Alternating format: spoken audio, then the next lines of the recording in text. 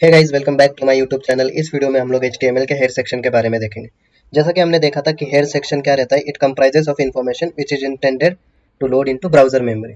तो typical web page in header section comprises of following contents. ये contents रहते हैं हेयर सेक्शन में। तो आइए सबसे पहले टाइटल देखते हैं। टाइटल क्या रहता है? It is use to display a title for page when opened in browser. जैसे मान लो, चलिए पहले VS कोड पे जाते हैं। हम VS कोड पे गए। यहाँ जाने के बाद मान लो हम डायरेक्ट रन करते हैं कुछ बिना लिखे। तो जब हम ओपन विथ लाइव सर्वर करते हैं तो ये देखिए, जो एड्रेस बार में लिखा है वही सेम टाइटल बार में भी लिख के आया है। तो ये टाइटल बार में भी सेम जो एड्रेस बार में लिखी है वही सेम लिख के आया है। तो हम इस टाइटल को नया नाम देने के लिए हम टाइटल टैग का यूज़ करते हैं। जैसे हम मान लो अमेजन की वेबसाइट खोलते हैं, तो वेबसाइट खोलने पे देखिए यहाँ पे एड्रेस बार में अमेजन का अलग है और टाइटल में ऑनलाइन शॉपिंग साइट ये लिख के आया है। तो इसलिए हमें टाइटल में कुछ और लिख के आना है, तो उसके लिए हम हेड सेक्शन में टाइटल टैग का यूज़ करते हैं। तो क्या करेंगे, सबसे पहले हम कितने लिए जाते हैं, पहले डॉक टाइप देंगे। डॉक टाइप, एक मिनट, डॉक टाइप HTML। फिर डॉक टाइप के बाद हमने स्कोप दिया था HTML स्कोप करके, जिसमें हमने लैंग्वेज डिफाइन की थी, language equals to English India. अभी इस स्कोप में सब हम पहले हेड लेंगे और इस हेड में हम टाइटल देंगे। तो टाइटल क्या देंगे हम, मान लो हम टाइटल देते हैं अमेजन इंडिया। तो जैसे हम अमेजन इंडिया देते हैं और यहाँ देखते हैं, इसको पहले रिफ्रेश करते हैं। देखिए रिफ्रेश करते हैं कैसे अमेजन इंडिया लिख के आया है। तो ये क्या है, टाइटल। तो ये कहाँ गया, हाँ, तो ये टाइटल है। और also title is use in book marking of page. जैसे हमको ये पेज बुक मार्क करना है, तो जब हम बुक मार्क पे दिखाते हैं जो भी हमारे टाइटल बार में वो यहाँ पे लिख के आता है। तो ये रीज़न है टाइटल बार का। उसके बाद हम देखेंगे टाइटल के बाद क्या आता है, link. It is use to link external files to a document. जैसे मान लो अभी हमने अमेजन का ये यहाँ पे टाइटल लिखा है, इस टाइटल के साइड में एक लोगो है। इस लोगो को हम क्या कहते हैं, इस लोगो को हम कहते हैं फेव आइकन। फेव आइकन मतलब फेवरेट आइकन। लेकिन हमारी वेबसाइट पे अभी कुछ भी लोगो नहीं दिखा रहा, तो वो लोगो लोगो या फेव आइकन नहीं दिखा रहा, तो हम सबसे पहले अपने वेबसाइट के लिए फेव आइकन बनाएंगे। तो फेव आइकन हम कोरल ड्रॉ, फोटोशॉप, ऐसे अलग अलग वेबसाइट से भी बना सकते हैं, लेकिन फिलहाल मैं आपको MS पेंट की मदद से बना के दिखाऊंगा। तो बनाने के लिए सबसे पहले हमें जाएंगे पब्लिक में। क्यों पब्लिक में? क्योंकि हम सारे स्टैटिक रिसोर्सेज पब्लिक में रखते हैं।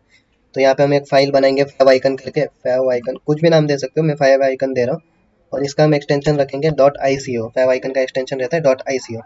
अभी जब हम यहाँ देखते हैं तो ये देखिए कि an error awkward while loading the image, मतलब अभी कुछ भी नहीं है फेव आइकन में। तो हम जाएंगे इसको MS पेंट में लेके जाएंगे।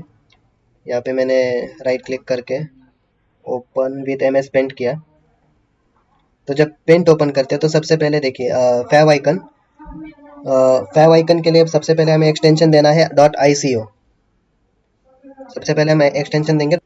और दूसरी चीज़ क्या है कि फेव आइकन की जो साइज़ है वो मिनिमम साइज 16x16 होनी चाहिए और मैक्सिमम 32x32 पिक्सल होनी चाहिए। तो यहाँ देखिए अभी यहाँ पे 1700 कुछ साइज़ है। तो पहले हम इमेज प्रॉपर्टीज़ में जाएंगे। प्रॉपर्टीज़ में जाके इसकी साइज़ रखेंगे 32x32, जो कि मैक्सिमम है। पिक्सल, हाँ, इंचेस सेंटीमीटर नहीं, पिक्सल, 32x32 पिक्सल। तो ओके करेंगे। अभी देखिए फेव आइकन की साइज़ इतनी है। इतने पहले हम इसको जूम करते हैं। 800% तक जूम करने के बाद हम कुछ भी अपना लोगो बना सकते हैं। तो चलिए पहले कुछ तो भी लोगो बनाते हैं अमेजन के जैसे। तो मान लो ये मैंने ऐसे किया, ये, हाँ, इसको थोड़ा बड़ा और किया, ठीक है। हाँ, तो ठीक है, इसके अंदर मैं कुछ लिखता हूँ, मान लो अमेजन ही लिखता हूँ ब्लैक में। ये मैंने अमेजन लिखा मान लो। इसको मैं बीच में लाता हूँ थोड़ा सा, ये थोड़ा सा बीच में आया। अब मैं किधर गए, वापस लिखता हूँ। लिखने के बाद मैं बीच में लाता हूँ इसको। ये ऐसे मैंने लाया इसको बीच में, ठीक है। भाई ये गायब क्यों हो रहा है? तो ठीक है, वापस ट्राई करते हैं। मैं ये ए लिखता हूँ और इसको मैं थोड़ा बीच में लाता हूँ, एक मिनट। हम्म तो यहाँ पे मैंने ए लिखा और इसको बीच में लाया, फिर इसमें कुछ तो भी फिल कर देता हूँ। ये मैं बस सैंपल बता रहा हूँ कि कैसे फेव आइकन बनाते हैं। इसको मान लो मैंने इस कलर में डाल के फिल कर दिया और इसको अभी हम सेव करते हैं Ctrl+S से। और सेव करने के बाद ये देखिए फेव आइकन हमारा यहाँ पे बन गया। तो अभी देखिए VS कोड में भी दिखा रहा है। तो फेव आइकन बनने के बाद हम इसको लिंक कैसे करेंगे, हमें इसको अपने वेबसाइट पे दिखाना है। तो यहाँ पे कैसे दिखाएंगे, तो उसके लिए हम क्या, लिंक, या लिंक की मदद लेंगे। जैसे यहाँ पे लिखा है देखिए, link, it is use to link external files to a document. तो हम क्या करेंगे, लिंक की हेल्प से इस फेव आइकन को लिंक करेंगे। लिंक के अंदर लिखेंगे href। href क्या होता है, हाइपर रेफरेंस, हाइपर मैंने बताया था बियॉन्ड, तो इसलिए हम लिंक करने के लिए हमें इस पेज के बियॉन्ड जाना पड़ेगा। तो href इक्वल्स टू हमने कहाँ पे वो सेव किया है, पब्लिक फोल्डर में सेव किया है, पब्लिक फोल्डर में क्या नाम से सेव किया है, favicon.ico। तो सेव करने के बाद अभी और एक चीज़ है कि ये link is use to link fav icons as well as CSS। तो लिंक किस लिए यूज होती है, फैव आइकन्स के साथ साथ CSS को भी लिंक करने के लिए यूज होती है। तो हम रिलेशन क्या देंगे, रिलेशन इक्वल्स टू, जब हम फैव आइकन यूज करेंगे तो हम फैव आइकन को क्या कहते हैं, शॉर्टकट आइकन। अगर CSS से लिंक करना है तो हम इसको क्या लिखेंगे, रिलेशन को स्टाइल शीट, लेकिन हमें फैव आइकन से लिंक करना है इसलिए हम शॉर्टकट आइकन यूज कर रहे हैं। अभी जैसे यूज कर रहे हैं, देखिए हमारा लोगो यहाँ पे बना हुआ है, मतलब फैव आइकन बना हुआ है। तो ठीक इस तरह हम लोगो बनाएंगे अपना। अभी इसके बाद हम आते हैं अगले पॉइंट पे। अगला पॉइंट क्या कहता है, मेटा। मेटा मतलब it refers to meta data, मतलब it gives us extra information about our application या वेब पेज। जो अपने वेब पेज के लिए एक्स्ट्रा इन्फॉर्मेशन देता है उसको हम मेटा कहते हैं।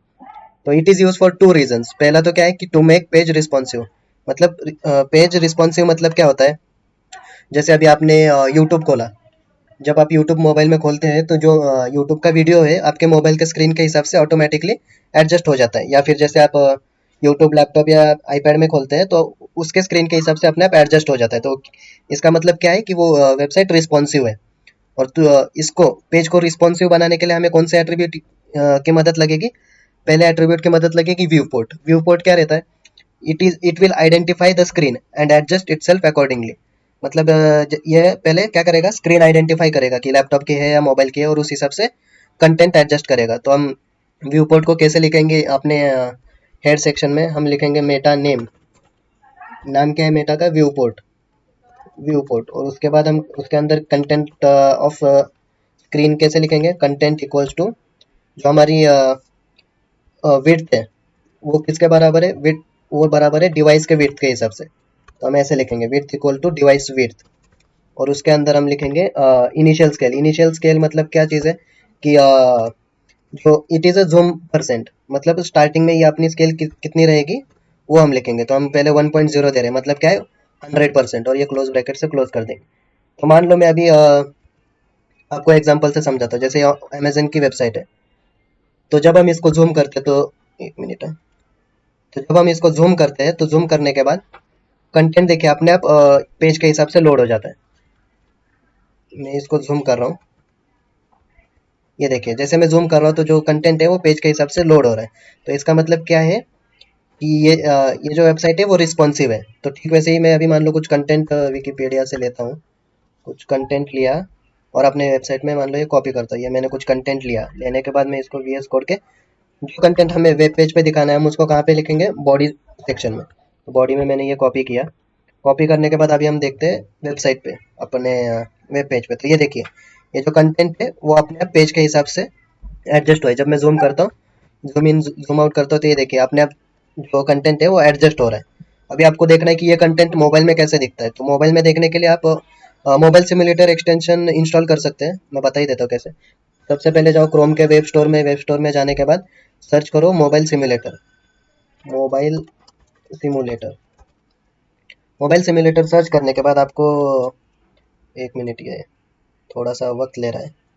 मोबाइल सिमुलेटर आ गया। अभी सब इस मोबाइल सिमुलेटर को ऐड टू क्रोम करो। अभी मेरे पास ऑलरेडी ऐडेड है इसलिए रिमूव फ्रॉम क्रोम आ रहा है। तो ऐड करने के बाद जब आप ये वेबसाइट खोलते हो आपने, तो इस सिमुलेटर पे क्लिक करो। जैसे आप क्लिक करते हो तो ये देखिए हमारा जो कंटेंट है वो मोबाइल में देखो कैसे दिख रहा है। ये मोबाइल के विड्थ के हिसाब से हमारा कंटेंट ऐड हुआ है। मान लो अभी इसको हम रोटेट करते हैं, तो रोटेट करने के बाद भी ये कंटेंट उस हिसाब से एडजस्ट हो रहा है। या फिर मान लो हमें इसको आईफोन इसको आईपैड में देखना है, तो आईपैड में कैसे दिखेगा कंटेंट, या एप्पल की वॉच में देखना है तो ये देखिए एप्पल की वॉच में कंटेंट कैसे दिखेगा वो इसी सिमुलेटर की मदद से देख सकते हैं। तो इनिशियल स्केल जो हमने 1 दिया था, वो 1 मतलब क्या है कि 100%। अगर आपको ये लेटर की साइज थोड़ी बड़ी चाहिए तो आप स्केल वहाँ से 1 की जगह 1.5 2 ऐसा भी दे सकते हैं। तो ये तो था व्यू पोर्ट। अभी हमारी वेबसाइट को रिस्पॉन्सिव करने के लिए अनदर चीज़ की क्या ज़रूरत है, व्यू पोर्ट के बाद HTTP EQV। इसका मतलब क्या है, जैसे आप कभी क्रिकेट की वेबसाइट पे देखते हो कि हर बॉल के बाद स्कोर अपडेट होता है, या हर 5-6 सेकंड बाद स्टॉक मार्केट में कैसे प्राइजेस अपडेट होते रहते हैं। तो ऐसा क्यों होता है, वो होता है HTTP EQV की मदद से। तो हम इसको हेड सेक्शन में लिखेंगे, कैसे लिखेंगे, meta HTTP H T T P equals to refresh करेंगे, क्योंकि हमें क्या करना है, हर 4-5 सेकंड में रिफ्रेश करना है। तो अभी हमने रिफ्रेश तो लिखा, लेकिन कितने सेकंड में रिफ्रेश करना है वो पेज, तो उसके लिए हम क्या लिखेंगे, कंटेंट इक्वल्स टू 5 या 4 दे देंगे। तो इसका मतलब क्या है, ये 4 जो है सेकंड्स की वैल्यू होता है, हर 4 सेकंड में ये कंटेंट हमारा रिफ्रेश होता रहेगा। तो देखते हैं यहाँ पे, जैसे अभी देखो यहाँ पे, ये देखिए यहाँ पे अपने आप रिफ्रेश हो रहा है। कंटेंट हमारा सेम है इसलिए पता नहीं चल रहा, लेकिन ये फ्लिकर कर रहा है। तो ये क्यों कर रहा है, क्योंकि हर 4 सेकंड में ये रिफ्रेश हो रहा है। तो अभी इसको हम ऐसा कंपलसरी नहीं है कि हर बार ये यूज़ करना है, या आपकी मर्जी है, आप यूज़ भी कर सकते हैं या नहीं। फिलहाल मैं हटा देता हूँ क्योंकि वो पेज बार बार रिफ्रेश हो रहा है। तो चलिए मैंने हटा दिया। अभी हम अगले पॉइंट पे जाते हैं।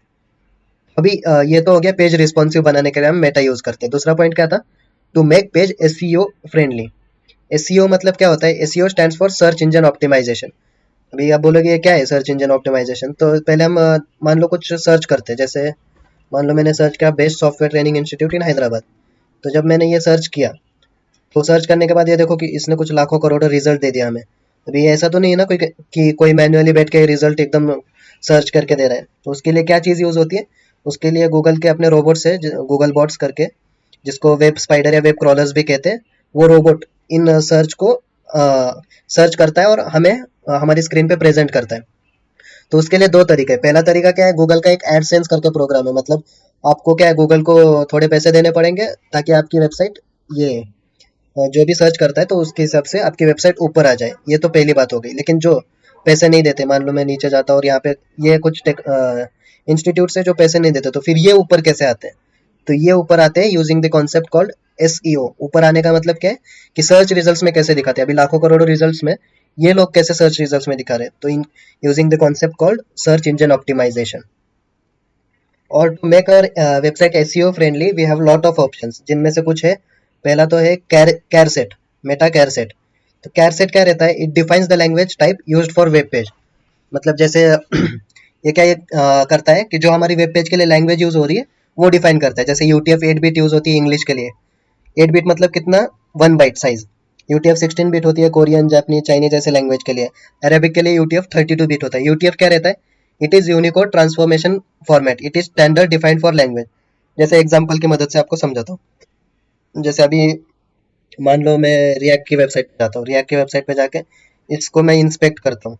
तो इंस्पेक्ट करने के बाद ये देखिए यहाँ पे हम हेड सेक्शन में जब जाएंगे, तो जाने के बाद ये देखिए लिखा है यहाँ पे मेटा कैरसेट यूटीएफ 8। मतलब क्या है कि जो लैंग्वेज यूज हुई है वो इंग्लिश है, यूटीएफ 8 मतलब इंग्लिश। लेकिन मान लो मैं अभी यहाँ पे ये कट करता हूँ और लैंग्वेजेस में जाता हूँ रिएक्ट के, और कुछ चाइनीज देखते हैं हम। तो चाइनीज में देखे तो ये देखे हमारे अभी ये रिएक्ट वेबसाइट चाइनीज में दिखा रहे हैं।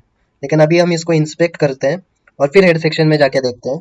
तो यहाँ पे इन्होंने क्या लिखा है, हेड सेक्शन में जाके यहाँ पे इन्होंने फिर से यूटीएफ 8 लिखा है। लेकिन अब तुम बोलोगे कि भाई तूने तो बोला था कि चाइनीज के लिए हम 16 बिट यूज करते हैं, तो अभी यहाँ पे 8 बिट कैसे दिखा रहा है। तो इसलिए दिखा रहा है क्योंकि ये जो वेबसाइट पे लैंग्वेज प्रेजेंट कर रहे हैं वो चाइनीज में कर रहे हैं। लेकिन जो भी देखिए कोड लिखा है ना, वो किस लैंग्वेज में लिखा है, वो कोड लिखा है इंग्लिश में। इसलिए यहाँ पे यूटीएफ 8 आ रहा है। जब ये कोड अगर चाइनीज या जापानीज में लिखा रहेगा, तब यहाँ पे हम यूटीएफ 16 यूज कर सकते हैं। तो ये था यूटीएफ। अभी तुम्हारे मन में और एक डाउट आएगा कि जैसे अभी हमने यहाँ पे लिखा था कि HTML language equals to English India. तो अब आप बोलोगे कि यहाँ पे तो ऑलरेडी दिया है, तो फिर यूटीएफ की क्या जरूरत है। तो ये जो चीज़ हमने दी है लैंग्वेज इंग्लिश इंडिया, ये किस लिए, ये हमारे ब्राउजर को समझने के लिए कि हम इंडियन इंग्लिश में बता रहे हैं। और जो हम यूटीएफ देंगे वो यूटीएफ किस लिए देते हैं हम, वो यूटीएफ हम गूगल के रोबोट को समझाने के लिए देते हैं कि हमारी वेबसाइट इसमें है इंग्लिश लैंग्वेज में। तो इसलिए हम उसको किस टैग से लिखेंगे, हम लिखेंगे मेटा कैरसेट इक्वल्स टू UTF-8। हम ऐसे लिखेंगे।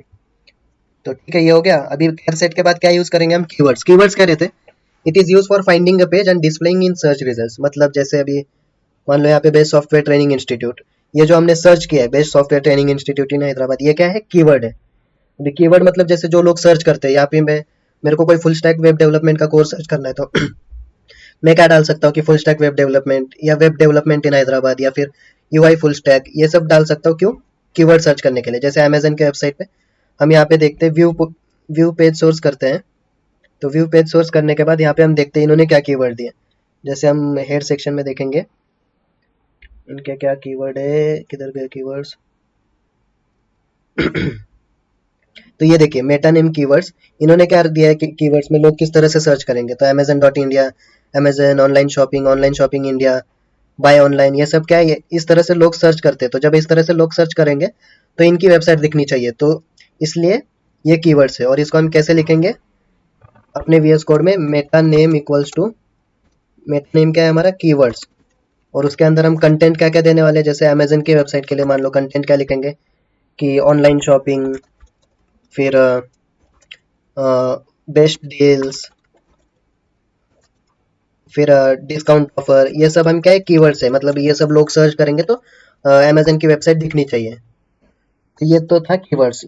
कीवर्ड्स क्या था, it is use for finding a page and displaying in search results. अभी आते हैं हम डिस्क्रिप्शन पे। तो डिस्क्रिप्शन क्या है, it is used as summary for website when displayed in search results. जैसे हमने सर्च किया था best software training institute in Hyderabad, तो सर्च करने के बाद जैसे हम ये देखिए अलग अलग वेबसाइट आए, तो उनके ये जो एक दो लाइन जो भी लिखा है वो क्या है, डिस्क्रिप्शन है अपने वेबसाइट के बारे में। जैसे अभी अमेजन का डिस्क्रिप्शन दिखाया था ना मैंने, जैसे अमेजन का हम डिस्क्रिप्शन किधर गया, ये रहा डिस्क्रिप्शन, इन्होंने क्या लिखा है समरी में कि Amazon dot in online shopping India bye mobiles laptops cameras. तो जैसे हम अमेजन करते हैं सर्च, तो उनके इन शॉर्ट समरी में क्या लिख रहा है, ये देखिए online shopping India bye mobile laptop camera, जो यहाँ पे लिखा है वही उनके ये देखिए यहाँ पे है। तो ये चीज़ क्या है, डिस्क्रिप्शन है। तो डिस्क्रिप्शन हम वीएस कोड में कैसे लिखेंगे, हम लिखेंगे using meta name equals to description, description, और उसके अंदर कंटेंट लिखेंगे। जैसे कंटेंट में क्या लिखेंगे हम कि Amazon is online shopping site in India, shopping site in India लिखेंगे, बाय ऑनलाइन मोबाइल्स इलेक्ट्रॉनिक्स, ऐसे एक्सेट्रा करके लिखेंगे डिस्क्रिप्शन में। इन शॉर्ट मतलब हमारी वेबसाइट के बारे में इन शॉर्ट लिखेंगे ताकि लोगों को पता चले। तो ये था डिस्क्रिप्शन। अभी डिस्क्रिप्शन के बाद आते हैं हम स्टाइल और स्क्रिप्ट। स्टाइल क्या होता है, style is use to embed CSS code into page, और स्क्रिप्ट मतलब it is use to embed JavaScript into page, JavaScript code into page. इसका क्या है, जैसे जैसे हम सीएसएस और जावास्क्रिप्ट पढ़ेंगे वैसे वैसे मैं स्टाइल और स्क्रिप्ट के बारे में बताऊंगा। तो फिलहाल ये हमने देख लिया कि एचटीएमएल हेड में क्या क्या चीजें रहती है। एक तो टाइटल, दूसरा लिंक। टाइटल में हमने अमेजन इंडिया ये हमारे पेज पे टाइटल दिया। लिंक किस लिए दिया है, फैब आइकन, हमारे वेबसाइट को लिए लोगो चाहिए, तो वो लोगो टाइटल के साइड में दिखना चाहिए, इसलिए हमने लिंक की यूज लिया है। फिर मेटा क्या है, extra information about our web page, तो उसमें हमने व्यू पोर्ट यूज किया है क्योंकि कंटेंट स्क्रीन के हिसाब से एडजस्ट होने के लिए। फिर हमने HTTP EQ यूज किया था क्योंकि हमारा वेब पेज हर 5-6 सेकंड में रिफ्रेश होता रहे। कैरेक्टर सेट UTF-8 किस लिए किया था, ताकि रोबोट को समझ में आए कि हमारी जो वेबसाइट की लैंग्वेज है वो इंग्लिश है। और कीवर्ड्स किस लिए, जो भी लोग सर्च करते हैं उस हिसाब से हमारी वेबसाइट दिखनी चाहिए। और डिस्क्रिप्शन में मतलब हमारी वेबसाइट के बारे में इन शॉर्ट 2-3 लाइन में समरी। तो ये था गाइस हेड सेक्शन में। अगले वीडियो में हम देखेंगे बॉडी सेक्शन के बारे में। उम्मीद करता हूँ आप लोगों को सब समझ में आया। यदि कुछ दुविधा है मन में तो कमेंट सेक्शन में कमेंट कीजिए, और वीडियो को लाइक शेयर और सब्सक्राइब जरूर कीजिए। मिलते हैं अगले वीडियो में। Thank you.